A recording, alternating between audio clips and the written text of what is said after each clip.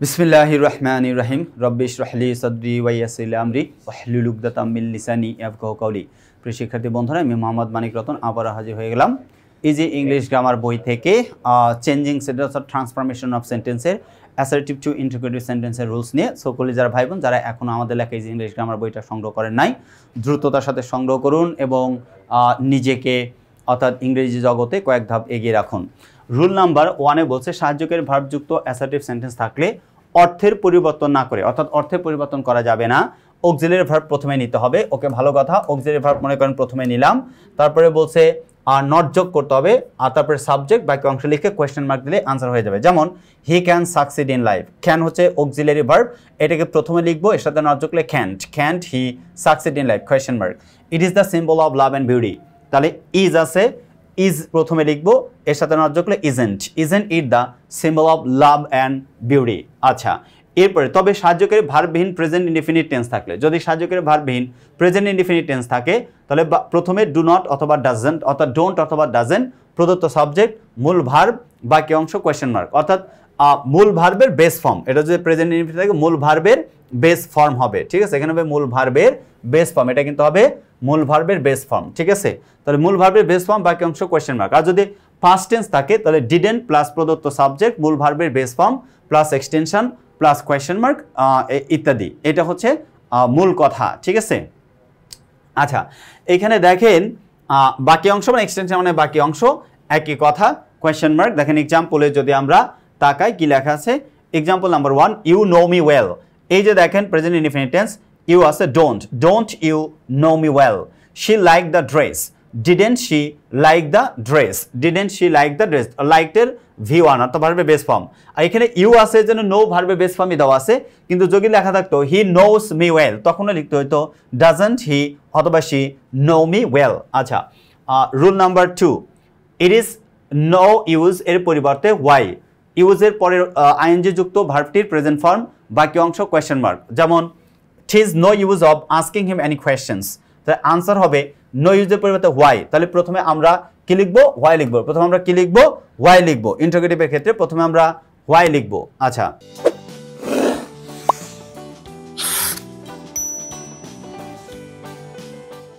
Y যদি লিখে লিখলাম তাহলে আস্কিং এর V1 ask, why ask him any question mark. আর তারপরে বলছে it is no use of blaming others for your failure.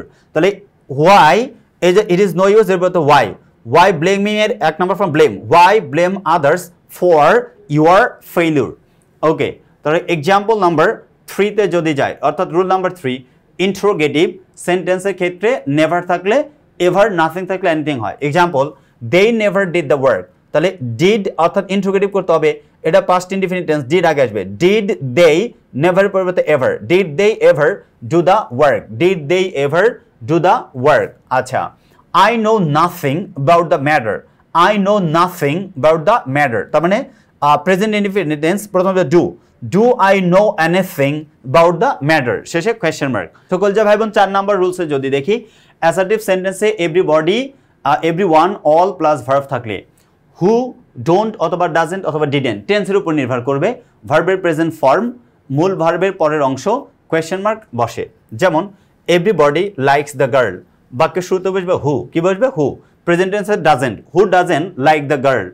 All the students attend the class, who didn't attend the class, who didn't attend the class. Everyone likes music, who doesn't like music. Everyone পরিবর্তে who doesn't like music. সহজ একদম। আচ্ছা, পরেরটা যদি যাই rule number 5-এ, ওকে, rule number 5-এরটা দেখেন বলা আছে নোবডি, নান, নো ওয়ানের পরিবর্তে হু বসে, এগুলো যদি থাকে হু বসে।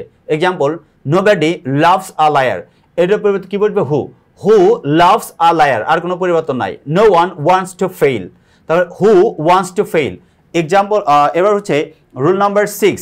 আচ্ছা, অ্যাসার্টিভ সেন্টেন্সে ইট ডাজেন্ট ম্যাটার থাকলে ইন্ট্রোগেটিভ সেন্টেন্সে ইট ডাজেন্ট ম্যাটারের পরিবর্তে হোয়াট দো প্লাস পরের অংশ প্লাস কোয়েশ্চেন মার্ক বসে। যে example it doesn't matter if we fail, তার মানে ইট ডাজেন্ট ম্যাটারের পরিবর্তে লিখবো হোয়াট, কি লিখবো? হোয়াট, লিখলাম হোয়াট। এরপরে বলছে বাকি অংশ হোয়াট দো, কি লিখবো?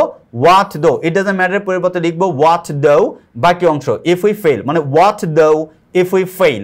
Example number 2, it doesn't matter if you don't join the program, তার মানে what though if you don't join the program, what though if you বলছে don't join the program। এই ছিল হচ্ছে 6 নম্বর রুলসের আলোচনা। তবে কলিজার ভাই বোন, এই যে প্রোগ্রাম স্পেলিংটা দেওয়া আছে এটা কিন্তু আমেরিকান স্টাইলে লেখা আছে, ব্রিটিশে PROGRAMME, ওইটাও যেমন ঠিক, স্পেলিং কিন্তু এইটাও ঠিক, দুইটাই ঠিক। ভয় পাওয়ার কিছু নাই, কিংবা আনইজি ফিল করার কিছু নাই, কিংবা মনে মনে বলার দরকার নাই যে এখানে ভুল লেখা আছে, এরকম মনে করার কোনো কারণই নাই। সো কলিজার ভাই বোন, যারা এখনও আমাদের লেখা ইজি ইংলিশ গ্রামার বইটা সংগ্রহ করে নাই, অতি দ্রুত আমাদের লেখা ইজি ইংলিশ গ্রামার বইটা সংগ্রহ করুন এবং ট্রান্সফরমেশন অফ সেন্টেন্সে নিজেকে অনেক বেশি শক্তিশালী করে গড়ে তুলুন। ভালো থাকেন, আল্লাহ হাফেজ, আসসালামু আলাইকুম ওয়া রাহমাতুল্লাহি ওয়া বারাকাতুহু।